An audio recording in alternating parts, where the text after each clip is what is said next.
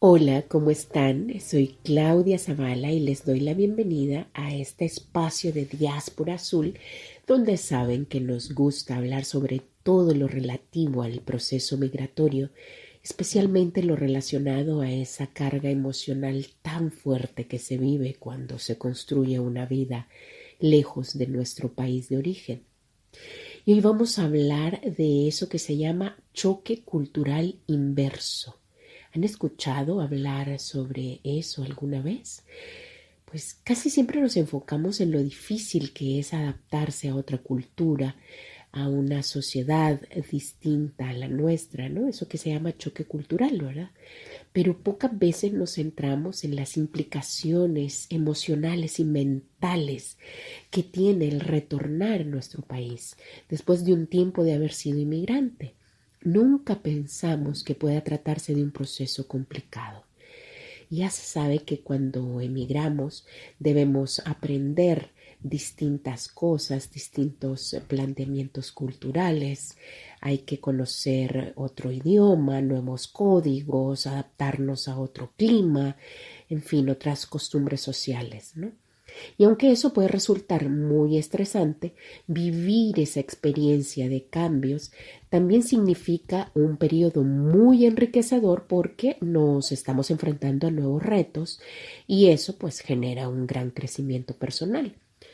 Por eso cuando se regresa a nuestro país de origen después de haber vivido fuera durante años, por los motivos que hayan sido, laboral, académico, familiar, luego de unos primeros días de idealización y alegría por estar en el terruño, puede activarse una sensación de volver a un punto de partida con la diferencia de que esta vez ya no somos los mismos. Y esta sensación de tanta confusión se profundiza porque, como decimos muchas veces, esa misma idealización que se ha hecho de nuestra patria desde el exterior, alimentada por una profunda nostalgia, ¿verdad?, hace que la realidad caiga con un peso mucho más contundente del que imaginábamos cuando ese retorno se hace realidad. La sensación de estar atrapado entre dos culturas, la nostalgia por la vida en el extranjero y la dificultad de readaptarse laboral y socialmente a la cultura nativa son algunas de las experiencias comunes que enfrentan las personas que experimentan esto que se llama choque cultural inverso. Al contrastar dos culturas conocidas por la persona, esta forma una visión de cuáles aspectos le parece mejor y peor según su perspectiva. O sea, empezamos a comparar, ¿verdad? Consciente o inconscientemente. El sincretismo cultural desarrollado le causará desconcierto muchas veces, pues habrá situaciones imposibles de replicar en su cultura, pero sí son parte de su constructo mental formado a partir de su experiencia en el extranjero. Es decir, uno como que hace nuevas conexiones cerebrales, ¿verdad? Empieza a generar nuevas rutinas y cuando otra vez está en ese lugar de origen, en ese punto de partida, como que se da una especie de disonancia cognitiva y se confunde y no sabe realmente qué es lo que está pasando. Como se puede apreciar, existen dificultades y a la vez oportunidades en el choque cultural inverso. Hay un legado en la historia de vida de la persona que marcará por siempre la nueva creación de identidad que ésta tiene. Una especie de transferencia de conocimiento que es muy evidente luego de una experiencia de este tipo, ¿no? La forma de hacer las cosas cambia, la forma de pensar las cosas cambia, la forma de hacer, de proyectarse en la vida también cambia. El sentido de independencia es legitimado internamente por el individuo después de vivir este proceso. Es indudable que este cambio tiene costos de energía y un desgaste bien grande que afecta en la parte personal e interpersonal, o sea, en nuestras relaciones. El reingreso es volver a la cultura, volver al hogar, A pesar de que parece trivial y simple, el choque cultural inverso se podría desencadenar en una secuencia de hitos y procesos que el individuo de vuelta experimentará. Hay personas que creen que el choque cultural inverso es peor que el primer choque cultural que se siente al llegar a otro lugar. Fíjense que según estudios realizados en materia de competencia intercultural, realizados por Myron Lustin y Jolene Coster, que son los investigadores que más se han enfocado en este tema, se ha hablado mucho de choque cultural, pero no de choque cultural inverso, así que no hay muchos estudios al respecto, pero estos dos investigadores hablan de que quien se ha adaptado más exitosamente a una segunda cultura es quien tiene más problemas al volver a casa.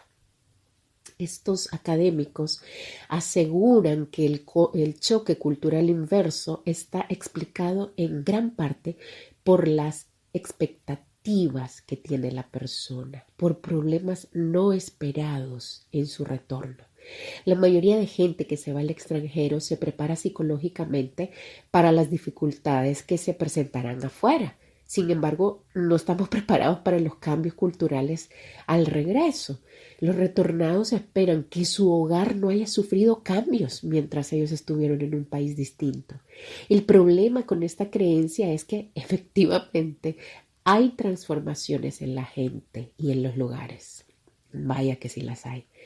Hay nuevos caminos construidos, nuevos negocios, desaparecieron casas, hubo terremotos, pasaron cosas en la vida de la familia, de los amigos. Y a pesar de que los viajeros se mantienen en contacto con las realidades de su país a través de, por ejemplo, las redes sociales o de WhatsApp, todas esas experiencias no pueden ser comparadas en intensidad, pues no las experimentaron de manera directa, no estuvieron ahí. Veamos cuáles son concretamente los efectos psicológicos de ese choque cultural inverso. Primero, se puede dar una desorientación emocional, ¿verdad? Las personas pueden sentirse perdidas debido a las diferencias culturales y sociales entre su país de origen y el país en el que vivieron durante un buen tiempo y donde tuvieron que realizar un gran esfuerzo para adaptarse. Segundo, pueden existir sentimientos de aislamiento, una dificultad para conectar con personas que no han vivido experiencias similares. O sea, a usted le van a pasar esas cosas y no va a hallar con quién hablarlas, y eso mismo le va a hacer sentir probablemente una sensación de soledad o de aislamiento. En tercer lugar, pueden darse cambios fisiológicos y orgánicos como alteraciones en el sueño, en la alimentación. Acuérdese que su cuerpo se está readaptando nuevamente a la comida y al clima de su país. Por mucho que haya sido su país de toda la vida, no es igual regresar para un par de semanas de vacaciones que volver ya de manera permanente a vivir ahí, ¿no? También puede haber, dicen estos investigadores, una incertidumbre sobre la identidad. Mire qué curioso. La exposición a diferentes culturas puede generar preguntas sobre la propia identidad y sobre el sentido de pertenencia, ¿verdad? Uno empieza como a analizar y a decir, en nuestro caso, ¿no? ¿Qué significa ser realmente salvadoreño, ser centroamericano, ser latinoamericano? Esto realmente lo dan este tipo de experiencias, es cierto. Y en último lugar, hablan de una frustración con la propia cultura e idiosincrasia. La percepción de que la propia cultura se ha vuelto extraña o poco familiar después de vivir en otro lugar, y eso también puede generar frustración y estrés. Según Coster, la intensidad de estos síntomas evidentemente está relacionada con los motivos o causas del por qué se vuelve al país de origen. O sea, es muy importante el motivo de por qué la gente va a regresar.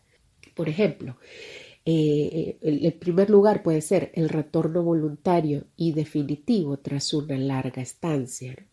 El segundo puede ser el retorno de trabajadores temporales, ¿verdad? Esta gente que suelen emigrar o expatriarse solo un tiempo corto, ¿verdad? Para desempeñar trabajos eventuales en donde generar ingresos que les permitan subsistir durante todo el año y luego vuelven, ¿verdad? A su casa. En tercer lugar, el retorno intergeneracional, que es la vuelta de hijos o nietos de emigrantes, ¿verdad?, a ese país de origen. El cuarto y quinto lugar, estas últimas dos son las que más afectan o generan un escenario de mayor vulnerabilidad para que este choque se dé. Es el cuarto lugar, el retorno forzoso. Se le denomina así a las personas que por diferentes motivos son deportadas del país de acogida. Y el último es el retorno como fracaso del proceso migratorio, se podría llamar así, ¿no?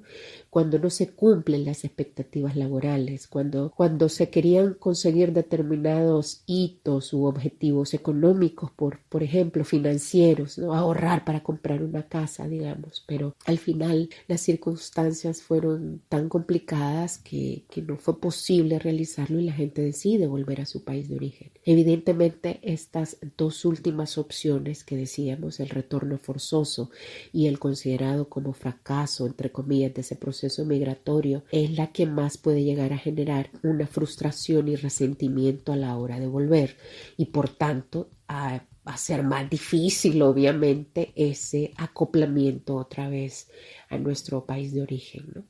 ¿Y qué pautas pueden ayudar a sobrellevar mejor todo este proceso? Mira, hay que ser conscientes de que esta readaptación es un proceso temporal que, como bien se ha mencionado anteriormente, se da por el choque entre la idealización que se ha tenido del país de origen versus su nueva realidad, ¿no?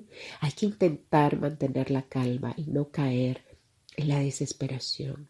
Las emociones que vayamos teniendo durante ese trayecto acomodaticio, durante ese proceso, tienen su función y hay que permitirse experimentarla. Algo que puede ayudar un poco es comunicarse con personas que estén en una situación parecida de retorno, ¿verdad? Si no la encuentra físicamente en su país, pues busque en redes sociales. Hay varios grupos de gente que está en una situación similar y pueden compartir de alguna manera experiencias, ¿no? También es recomendable interesarnos por todo lo nuevo que ha acontecido en los diversos grupos que tengamos, la familia, los amigos, lógicamente, para ir nuevamente poco a poco tejiendo esa red, ¿verdad? Ese sentido de pertenencia grupal que teníamos antes de emigrar. Y por supuesto tenga paciencia, ¿verdad? Dese la oportunidad de equivocarse, de experimentar esa incomodidad. No utilice llaves viejas para abrir puertas nuevas. Poco a poco comenzará nuevamente a adaptarse y a estar mejor. Y por último, mire, si los malestares emocionales persisten durante un largo tiempo, no sé, más allá de 6 meses, por ejemplo, si ya llega usted un año, ya tiene un año de haber vuelto a su país y todavía se siente raro, mal, pues siempre es bueno contar con ayuda profesional que le oriente a superar la situación, ¿no? En definitiva, estas problemáticas mencionadas no durarán para siempre y la persona en principio volverá a sentirse bien, ¿verdad? Poco a poco, pues es parte de la vida, ¿no? Así que a tener confianza y paciencia y a saber transitar este proceso, esta etapa, que es absolutamente normal y natural vivirla. Bueno, y con esto ponemos punto final a nuestro programa de hoy. Como me escuchan, perdón, bastante constipada, pero bueno. Cuéntenme si alguna vez han estado en esta situación o conocen a alguien, a una persona, un familiar, un amigo que lo haya vivido. Ya saben que este espacio está para compartir este tipo de experiencias. Y yo los espero aquí la próxima semana. Y espero mejor, mucho mejor ya de mi constipado, en un nuevo episodio de Diáspora Azul. Un abrazo a todos.